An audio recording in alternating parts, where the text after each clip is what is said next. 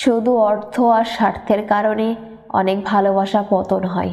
10 বছর আগের ক্লাসের সবচেয়ে সুন্দরী নজরকাড়া মেয়েটাও এখন 2 সন্তানের মা, কিন্তু সেই রূপ আর নেই। সব পরীক্ষা নকল করে পাশ করা ছেলেটাও এখন বিসিএস ক্যাডার। ক্লাসের পড়াশোনা সবচেয়ে বেশি সময় ব্যয় করা ছেলেটাও এখন বেকার ঘুরছে।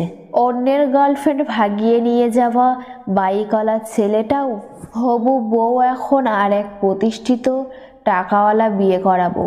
8 বছর আগে ক্লাসে সবচেয়ে অহংকার নিয়ে চলাফেরা করা ছেলেটাও এখন ঋণের বোঝা নিয়ে কোনো মতে বেঁচে আছে। 10 বছর আগে ক্লাসে লাস্টে বসা প্রতিনিয়ত খারাপ রেজাল্ট করা ছেলেটাও এখন ডাক্তারি পড়া শেষ করে ফেলেছে।